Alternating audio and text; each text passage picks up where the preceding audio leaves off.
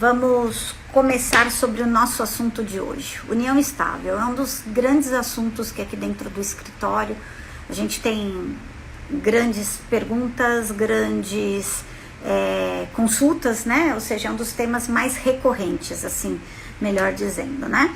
E aí a gente tem 4 grandes perguntas que a gente deixou aí no post para vocês pensarem, que é: se cabe ou não, se precisa ou não viver sobre o mesmo teto para comprovar a união estável, se existe prazo para comprar, né, para comprovar união estável, ou seja, quanto tempo vale, quanto tempo não vale, se cabe herança ou, né, pensão por morte ou pensão até, né, depois eu acho que aqui pensão, vamos pensar se a gente falou em herança, né, pensando na questão de pensão por morte, neste caso, né, se cabe ou não na união estável pensão por morte. E o quarto assunto que ele trouxe sobre casais homoafetivos, se tem alguma diferença, distinção na comprovação, né, da união estável.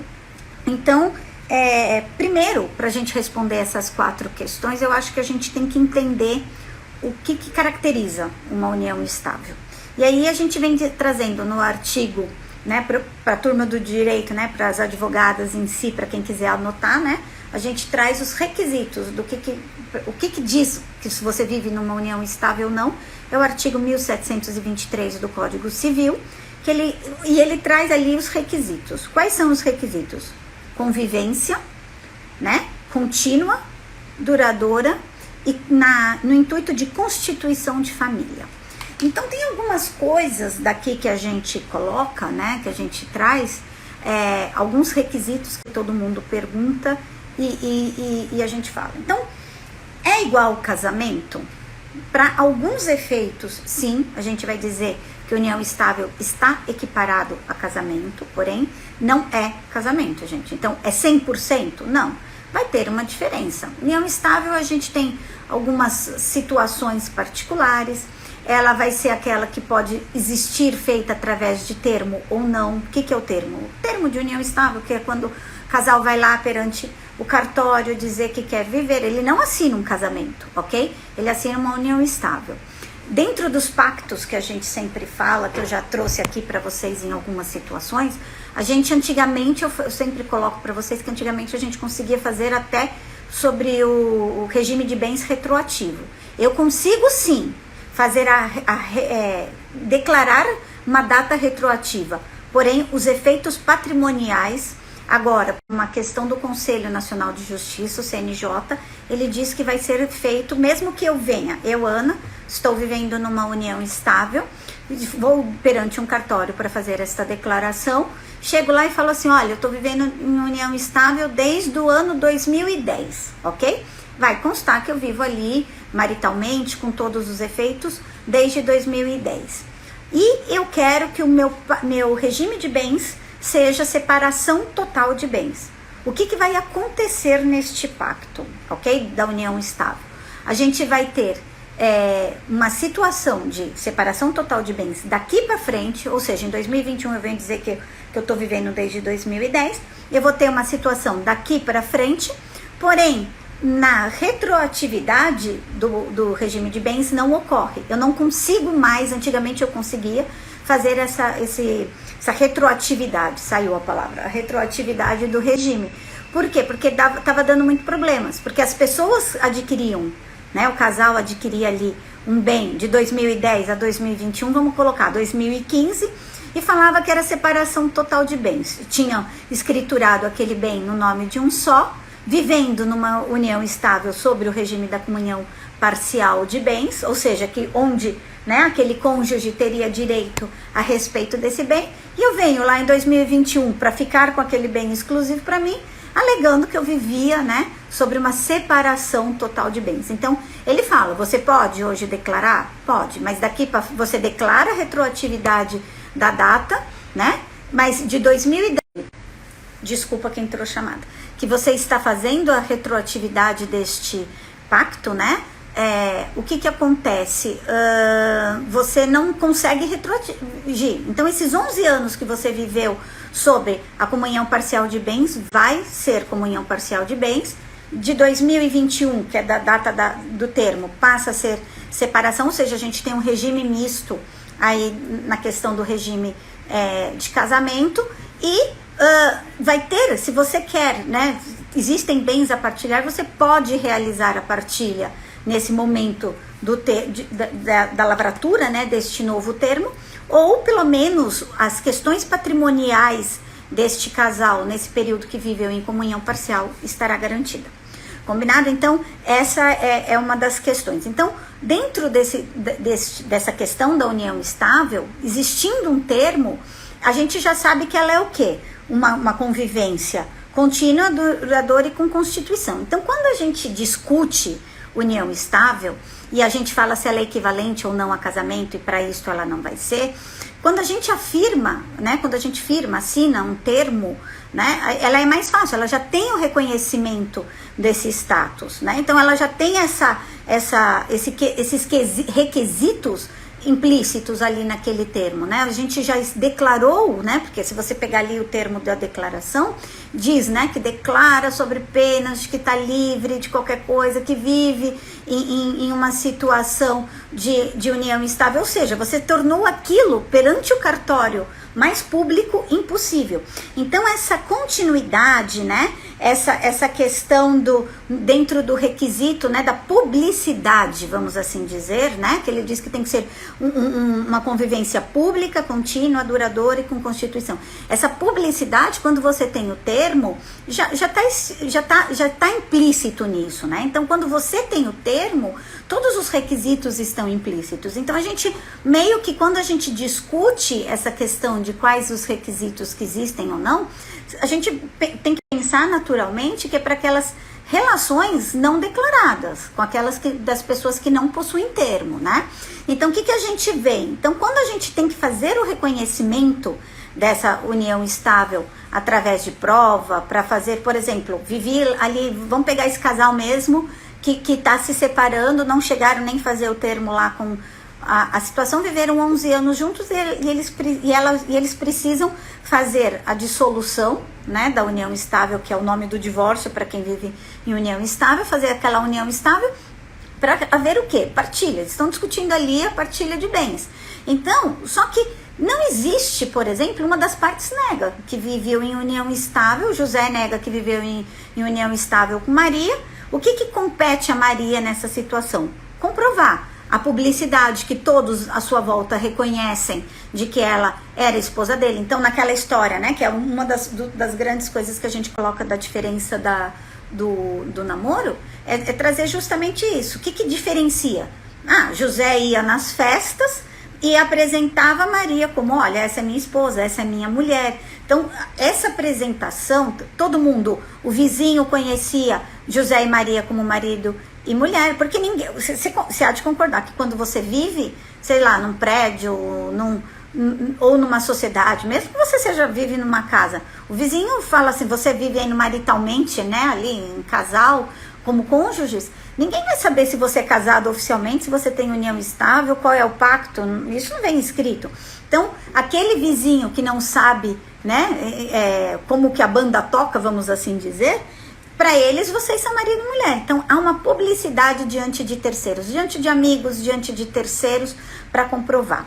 Uma continuidade, o que a gente diz de estabilidade nisso, depois nas respostas daquelas perguntas ali que eu trouxe para vocês, a gente vai falar um pouquinho. É uma estabilidade. O que acontece? Existe prazo inicial? Vai ter, né? Quando vocês falam, olha, a gente vive lá desde junho de 2011, 2010 juntos, ok? Nesses 11 anos. Pode não saber a data exata, pode ter aquela coisa, fomos viver juntos no dia que a gente completava aniversário de namoro, então sabe a data certinha e tal.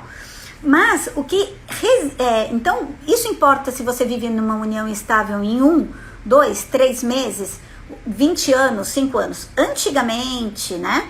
Antes do novo Código de 2000 a gente chama de novo código, de 2002 e tal, a gente tinha aquelas histórias, né, das legislações que antes falava assim em 5, depois em 3, e hoje é o que a gente substituiu pela questão da Constituição, né, a vontade da Constituição de família, que a gente vai trazer, que isso é um requisito que eu acho que dentro de todos é o requisito que diferencia muito união estável de namoro, ok? Mas ele diz o seguinte, foi vivendo aquele tempo todo, né? Foi vivendo aquele tempo todo, foi realizando foram convivendo. Porém, eles falam em estabilidade, ou seja, para ser caracterizado união estável, eu não preciso de um tempo mínimo, nem um tempo máximo, ok? Eu posso ter uma união estável com 6 meses, com 1 ano, não importa. Que é o ânimos, né, que a gente fala, de estar ali vivendo, de dizer que o casal vive como união estável. E se um não reconhece, não existe, ok? Não é que não existe, vai existir juridicamente, mas a gente precisa entender o porquê que na cabeça daquela pessoa, se é só uma conveniência patrimonial, ou porquê que na cabeça daquela pessoa não existe esse ânimos de constituição de família. Mas, dentro dessa questão da continuidade, do requisito, né, da continuidade, está a estabilidade. Ou seja, aquele casal ioiô que a gente conhece, sabe? Fica junto 6 meses, aí separa, fica 6 meses separado, ele sai para namorar um, ela namora outra e volta, e não sei o que. Então, existe uma quebra dessa continuidade ao longo, né, do relacionamento, que pode ser que haja, né, ali na constituição,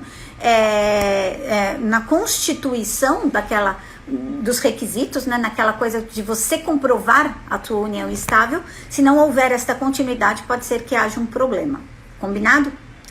Ela tem que ser duradoura, ela não pode ter prazo, né? Então, como estão me perguntando aqui, então não tem um prazo mínimo para confirmar a união estável? Não. Ok? Óbvio que ela vai ter um efeito.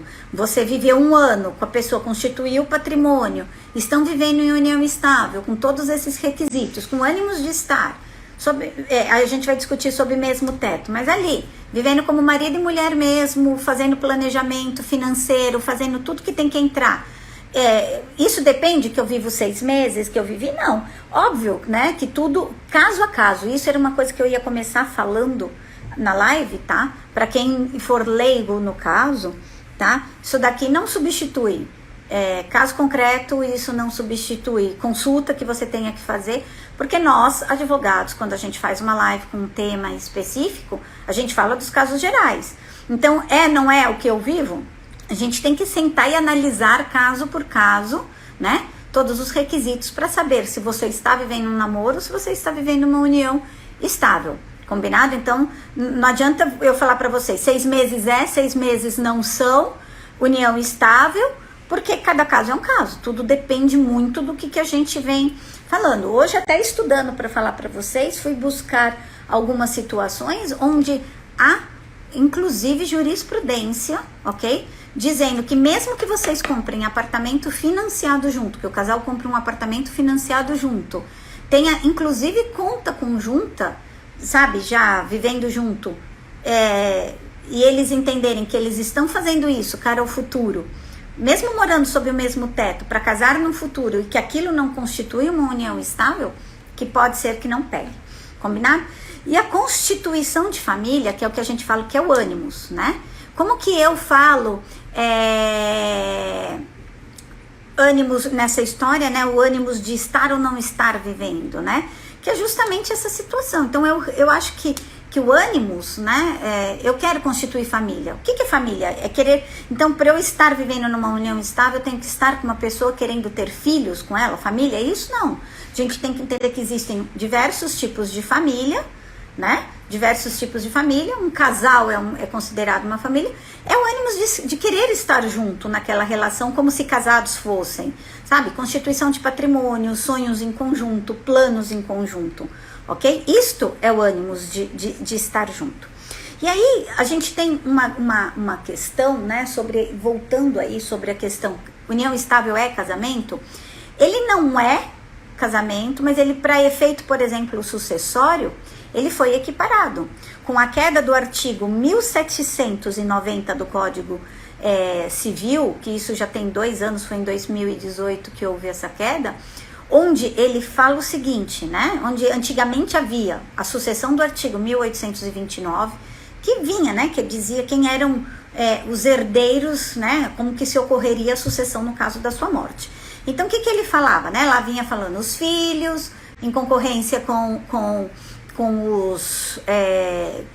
o cônjuge, aí vinha o segundo os pais, né? Então, os descendentes, ascendentes, no terceiro vinha o cônjuge, e parava por aí.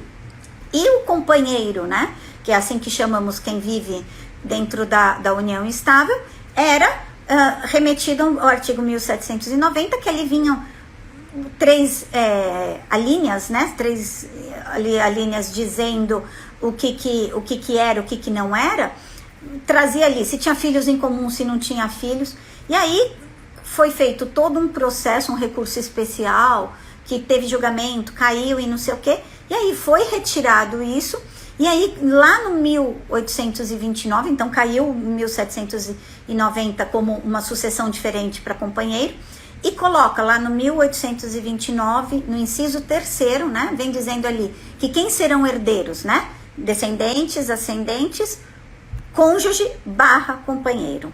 Então, ali ele passa a ter uma igualdade para efeitos sucessórios em relação ao cônjuge, né? Então, uma igualdade ali para efeitos de herança em relação a essa situação. A gente fiz pós aí, tem grandes juristas brasileiros, tem a turma que fala é igual, tem a turma que fala é diferente, entendeu? Flávio Tartucci disse que é diferente, que se você quisesse viver em união estável como se casado fosse, você casava, não vivia em união estável. Gisele da Ironaka fala, são iguais, a gente não pode esquecer que tem alguns casos que vivem. Então é análise ainda, tem ainda uma coisa que traz a igualdade e tal. Uma das coisas que a gente tem que pensar na questão de herança é nos casos de companheiros, né?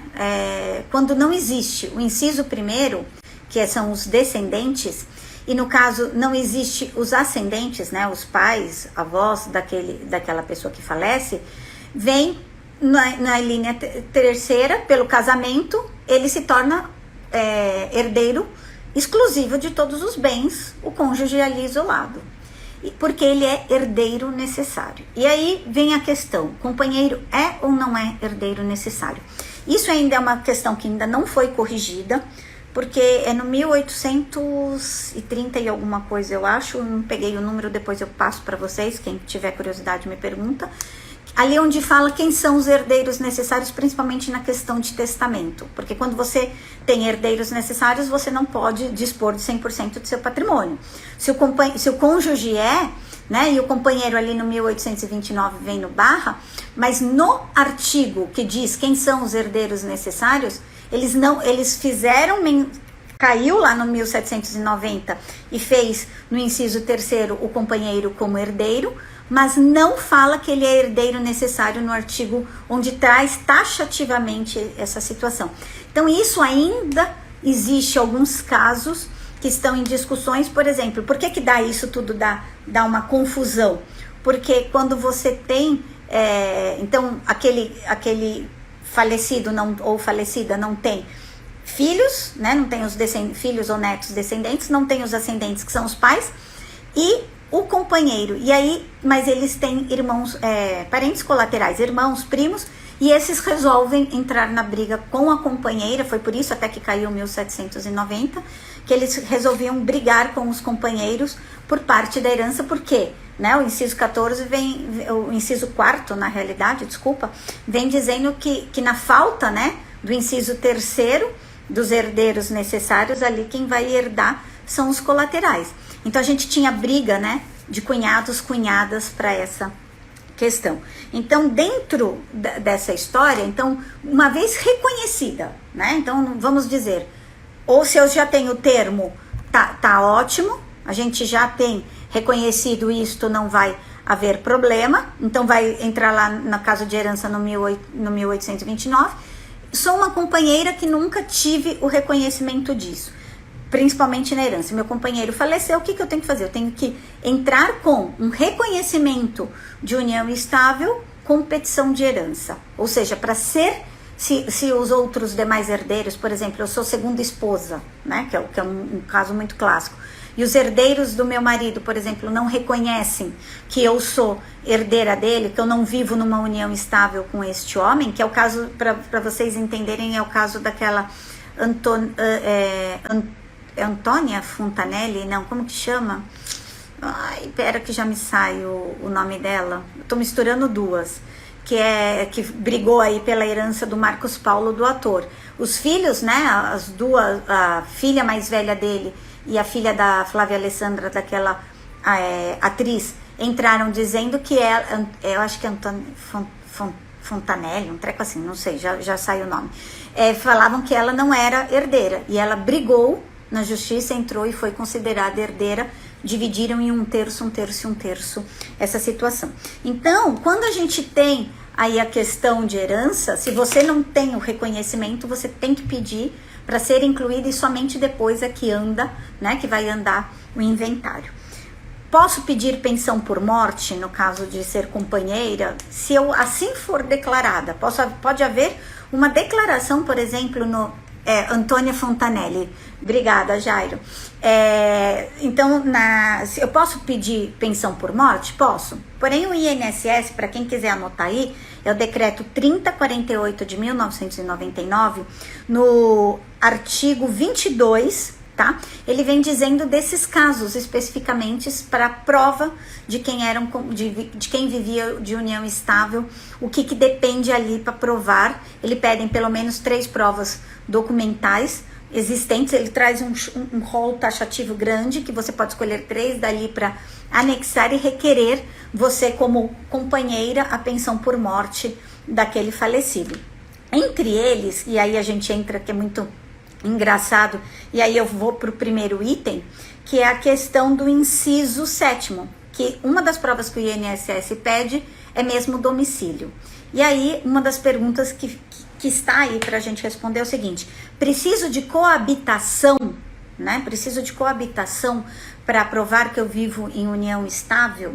Não é requisito formal, ok? Porém, também, o fato de eu não viver também não está excluído, ou seja, é uma questão que ele não é um requisito formal ali, não é taxativa, né, do 1723, mas ele não é um requisito necessário, urgente, excludente, mas também ele não é dispensado, tá? Muitas vezes eles vão querer saber, comprovante de endereço é uma das coisas que a gente vê, ou seja, mesmo o domicílio e tal. Existe o Paulo Autran, que é aquele outro ator que já faleceu há tempos, ele e a esposa viveram, acho que 50 anos casados, cada um morando na sua casa. Então, pode existir uma união estável com cada um vivendo em outra casa? Pode, entendeu? Não depende do mesmo teto. Depende do ânimo de formar família, da constituição de família, de ser reconhecido como casal. Depende do mesmo teto? Não. Pode haver até cidades, né? Se casamento você pode morar em cidade, desculpa que o celular escorregou. Se em casamento você pode viver em cidades diferentes, por que você não poderia viver, né? Como união estável em 2 cidades? Então, coabitação é necessário? Não é. Mas para efeitos de INSS, a gente acabou de ver que prazo mínimo de convivência, a gente já discutiu, disse que não precisa e tal. Uma das coisas que eu tive até um caso aqui, e aí eu já faço gancho até para o nosso quarta situação, é a questão sobre fidelidade, ok? Eu dependo de fidelidade para comprovar, né? Então eu posso viver uma união estável e ter um relacionamento aberto, sair com 2 pessoas. Existe, né? A gente sabe que família simultânea não é permitido dentro do Brasil, mas é possível sim você estar casado no papel com uma pessoa, separado de fato, e manter uma união estável com a outra, ok? Existem 2 uniões estáveis concomitantes? Pode existir. Isto é bigamia? Não é tipificado criminalmente, porque não fala de união estável, né? Você não pode ter 2 vínculos matrimoniais, assim, ou seja, 2 casamentos legalizados no papel concomitantes, mas união estável tem sim a discussão, e aí foi aquela brecha que deu para os trisais, ou seja, um homem e duas mulheres, por exemplo, ele fazia com uma e fazia com outra, na questão ali era a brecha que eles achavam da situação. Então, uma das questões que vem falando é fidelidade. Eu li até fui falando para vocês que eu estava estudando hoje esse assunto para ver se tinha alguma coisa muito diferente do que eu venho falando ultimamente. E eu li uma situação que eu não concordo, que eles dizem que fidelidade seria um princípio base para o casamento e lealdade em relação à união estável. Eu não vejo isso, tanto que eu falei para vocês que eu tô com um caso, eu ainda não tenho, tá, a sentença deste caso, então eu não sei como que o juiz pensa, porque eles viviam, é um casal homoafetivo, que viviam um relacionamento aberto entre eles, ok? Podia namorar, podia não sei o quê, e aí agora, quando entrou na questão patrimonial, que foi a divisão aí de patrimônio, veio à tona não era uma união estável, passível de partilha de bens. Por quê? Porque não existia o requisito da fidelidade, ok? Então fica aí a questão, fidelidade é essencial ou não? Vai depender, eu acho que se existe, neste caso eu tenho quase certeza que a gente comprovou o ânimos familiar, Natal passava todo mundo junto, que entraria esse caso extra como um caso extraconjugal de traição que não vale, né, para ser discutido em questão de culpa, de dissolução, né, desde a queda da separação, sanção, a gente só vai discutir questão de traição ou não para efeito de alimentos sociais, que é aqueles que servem para complementar o seu luxo, a sua vida e não os necessários para viver, né? Então a gente vai discutir culpa ali nessa situação.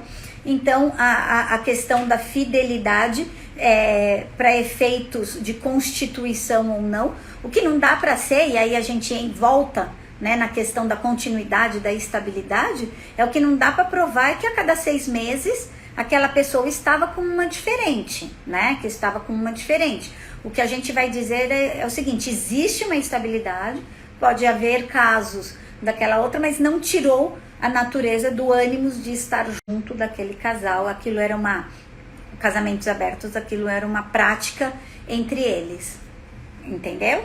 Onde que eu chego?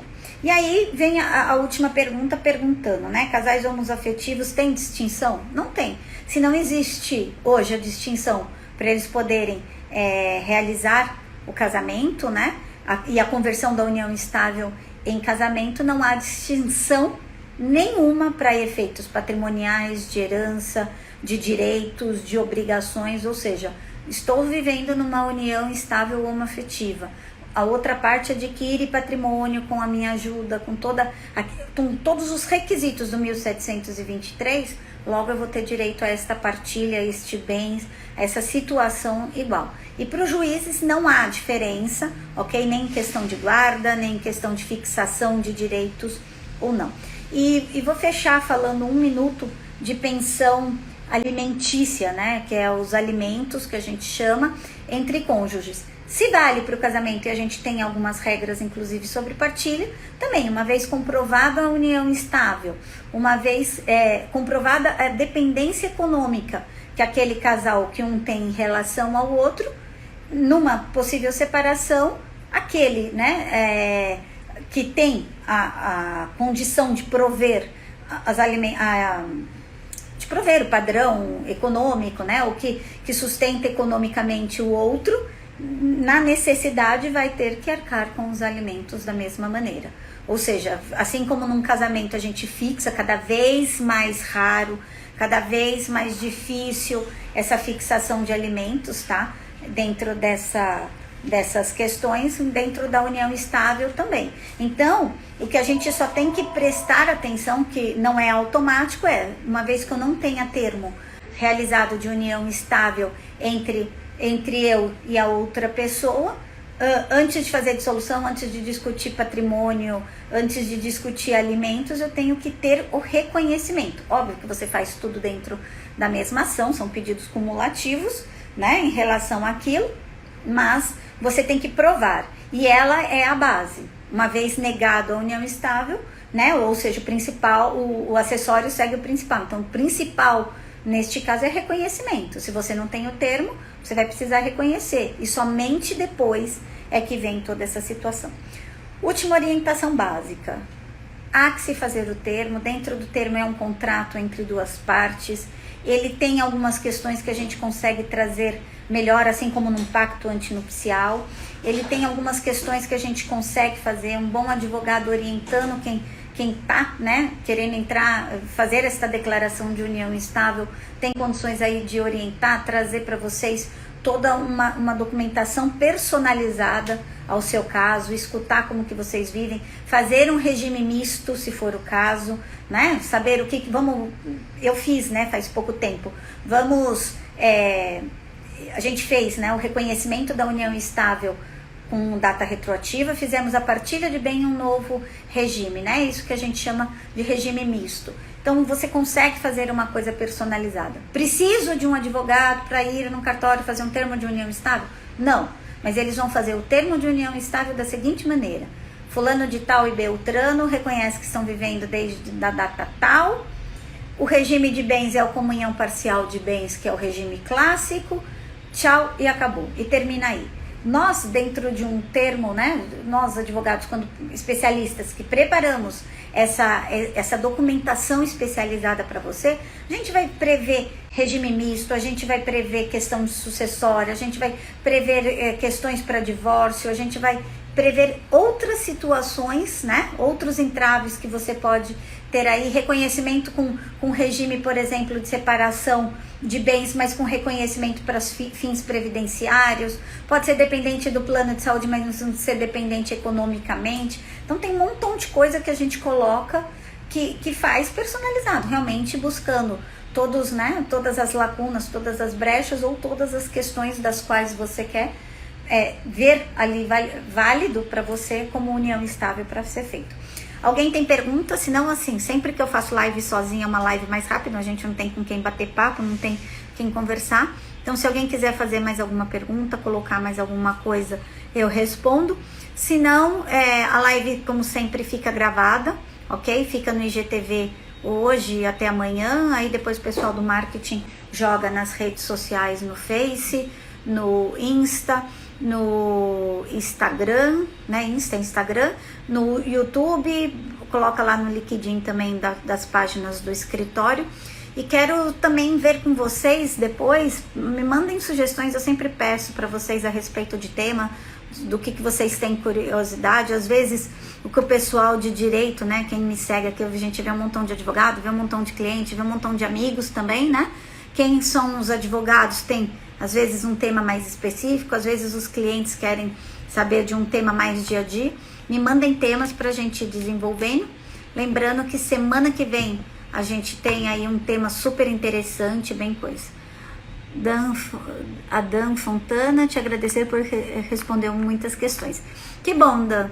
Não deixa aí, se você tiver mais questões, se você for parte ou se você não é advogado, eu não conheço todo mundo que passa, tiver algumas questões, vai fazendo. O que é divórcio unilateral, né? Que é em questão de cartório.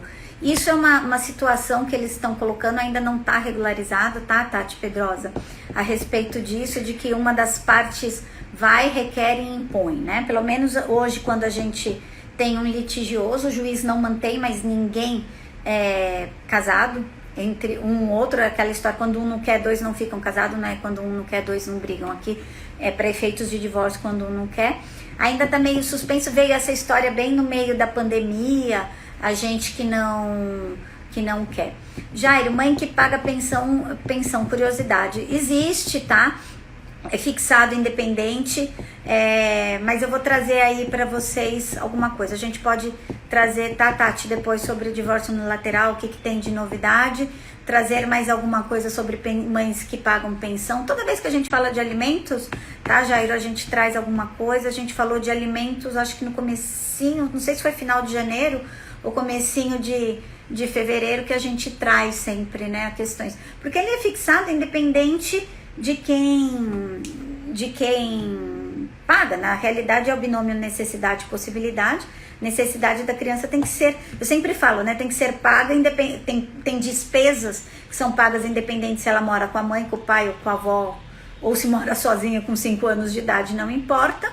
Essa vai ter que ser provida por ambos de acordo com a sua possibilidade, tá? Se a mãe tem possibilidade maior, se o pai detém às vezes a guarda com a guarda às vezes compartilhada, mas o domicílio é fixo com ele e as despesas é bancadas por ele, tem um caso que a mãe paga. Eu tenho mesmo aqui no escritório um caso de que a mãe paga a parte dela, deposita na conta do pai, porque é o pai que administra as contas, que é bem diferente, né, do geralzão, pra gente realizar. Combinado? Deixo aqui para vocês meu agradecimento, meu beijo, a companhia, pelo menos assim, eu adoro ver o pessoal cheio de coraçãozinho aí fazendo.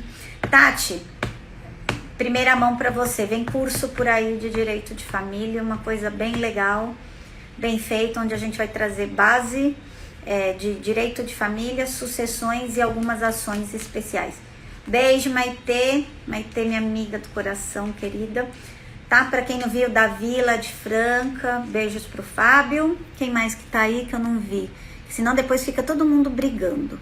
Ah, e a Renata Saragiotto que entrou. Hoje dá tempo de mandar uns beijinhos. O Fernando Salcer, que é um advogado. Beijos, Moniquete, de 1 Minuto pra Família. A Pri Aldeia, que estudou comigo. A Amandita, que foi a semana passada. A live com a Amanda foi ótima, gente. Quem não assistiu, volta lá pra assistir. Tá bom? O Nando Souza, que é meu primo lá de Minas. A Denise Sá, Hermínia. Tá bom? Deixo aí um beijo pra todo mundo. Quem entrou, quem não entrou. E a gente vai conversando. Combinado? Beijo. Até mais.